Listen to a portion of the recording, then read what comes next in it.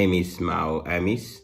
I'm the founder of the African Center for Green Economy. The African Center for Green Economy is a think tank that is based in South Africa, but we work across East and Southern Africa on all sorts of issues related to the transition to a low carbon and inclusive economies across Africa, focusing on research, innovation, and capacity building. We're based in Cape Town, as I said, but we work across the region.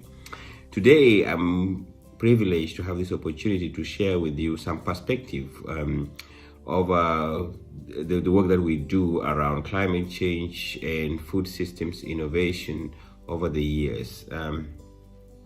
And as we all know, Africa is going to be highly impacted by the impact of climate change, and that has got direct implications on ecosystems, on the economies of our countries, on people, and so forth.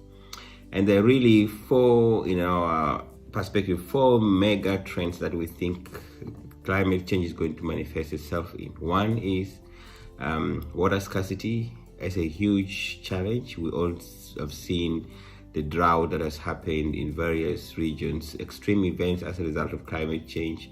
In some cases, like we've seen in Southern Africa, flooding events, huge impact on people's livelihoods and on ecosystems and on economies as a whole.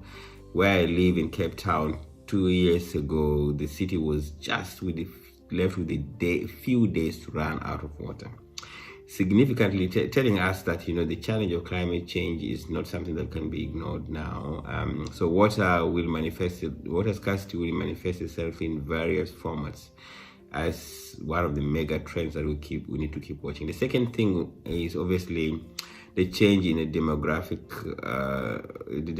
change. As population growth, as people's incomes increase, it has got significant implications on how our natural resources are utilized and the impact of consumption on those. Obviously, climate change will compound all these challenges, and the impact is going to be significant on our water resources, on agriculture, on communities, as far as access to basic resources like food is concerned. The cost of production of food will increase as the climate becomes much more difficult to operate. Regulatory risk might be posed as governments crack down on unsustainable agricultural practices, for example. So the implications are quite massive.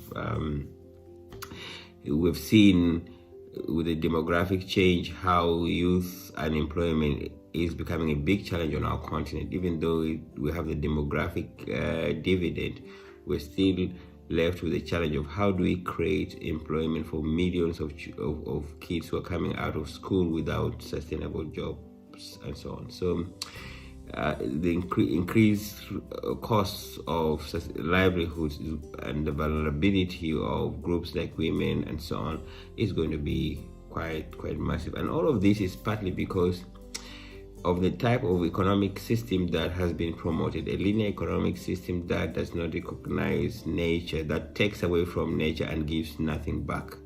So that kind of linear economic model, to a large extent, has brought us here, where we're exploiting natural resources, but we're not regenerating nature, and we're not doing anything to make sure that we pay back, essentially, or even value nature just like we value other means of production. So what do we need? We need a circular economic model that recognizes the importance of nature and gives value to nature, and is able to not only use natural resources much more sustainable, but actually able to regenerate nature. The impact of climate change, we've already seen how devastating it has been in East Africa, where with the prediction, for example, in the Horn of Africa, in Ethiopia, the huge impact on coffee production, where the suitable land for coffee is changing.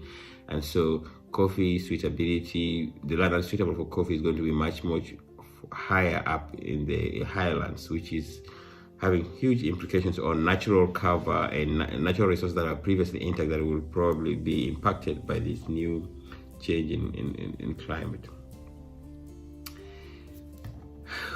directly related to that is that for the first time in almost a decade, according to the Food and Agricultural Organization, malnutrition is starting to increase, and that's very sad. That means that food insecurity is a huge challenge, and we've seen millions of Africans that are actually suffering from lack of adequate access to food. So the challenge of ensuring that we have sustainable agricultural systems that can produce enough food for our population, for our people, is very, very real.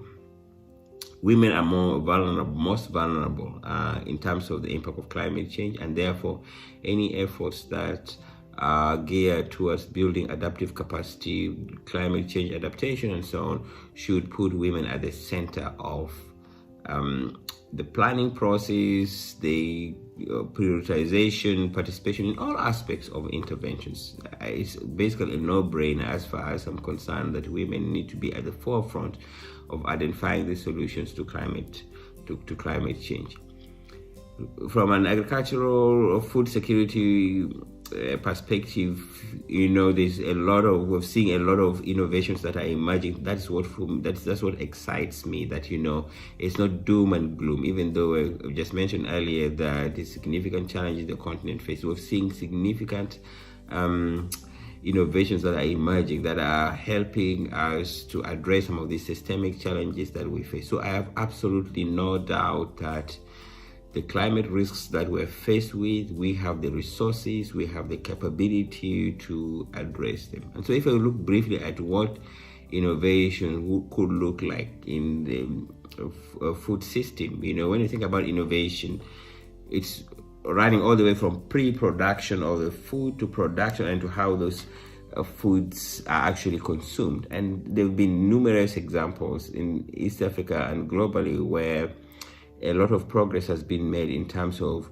whether from a pre-production perspective, genetic resources conservation and use to improve seed quality. Many of these institutions in East Africa have played a huge role in creating gene banks that help to safeguard genetic diversity and hence supporting breeding efforts, because we know if climate change is going to be impacting our food systems, we need to develop gene pools that are going to be resilient over time and being able to supply the foods that we require.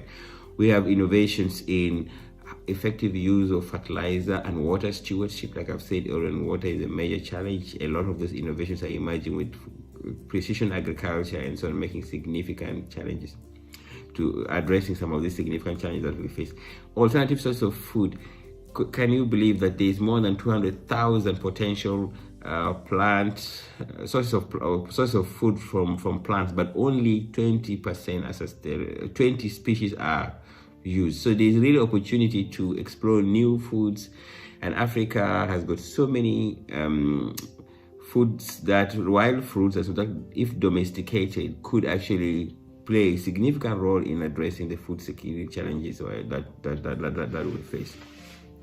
From a production perspective, significant progress has been made in reducing toxicity in crops, and a good example here is how many institutions have fought the aflatoxin, which is a very deadly disease that affects many of the staple crops. A lot of efforts have been put there.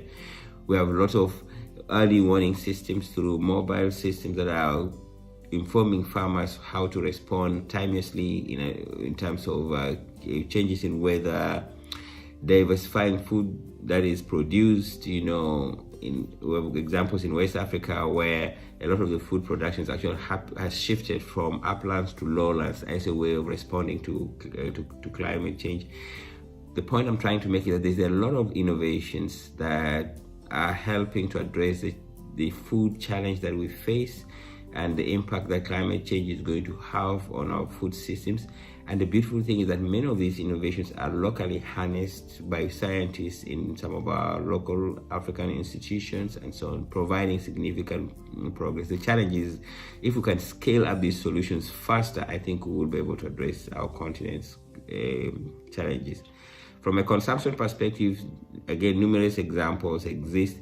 there's unfortunately up to about 140 million children that are under the age of 5 that suffer from vitamin A deficiencies, and we're seeing efforts across the globe in terms of both bio-fortified foods. For example, in East Africa, around orange flesh potatoes that are bio-fortified with vitamin A to ensure that children get the right nutrition they need. Local example in Kenya, Vihiga County, where 24% of the children actually suffering from chronic malnutrition. Efforts there include setting up community gardens to educate communities around nutritional values of food, and to be able to develop measures to grow the right type of food to provide the nutritional security that is required. Ultimately, we need to work with nature, because we only have one planet, and that one planet has its limitations. So we all need to recognize that and work with nature. And that means in many cases we need to move from a mindset of scarcity to abundance by capitalizing on our local resources, ensuring that appropriate infrastructure is built so we can have access and to service delivery, and so on. Ultimately, those people that were left behind in this unsustainable economic model can be brought on board. The good news is that we've seen in East Africa huge penetration in innovations, whether it's energy access that has improved water supply for vulnerable communities, whether it's lighting conditions that have made more girls go back to school, or technologies that have enabled post-harvest management to become much more effective. We're seeing progress, and those really inspire me, and many of these solutions are actually championed by local entrepreneurs, local businesses, and so on. So I'm very optimistic that as a continent we're on the right way. We just need to bolster our efforts and hang in there and ensure that we deliver the continent from this huge risk of climate change. Finally, around investments. Ultimately, you cannot be able to do anything about these innovations that can help to address the challenges we face. We need impact investments so that we can be able to mobilize local resources to be able to invest in some of these enterprises, in some of these solutions, so that they can reach the most vulnerable communities. And I'm glad to say that we're seeing a lot of movement around climate finance that has been channeled into many enterprises, into many communities in East Africa and the rest of the continent, in trying to identify nature-based solutions that can be able to address the local challenges that we face, but at the same time provide much more sustainable solutions that are longer lasting and can be able to address the systemic challenges that we face. So just as a parting shot, I'm very optimistic that we're on the right path if we harness our local resources. If we remain optimistic, we will handle this climate change. Thank you.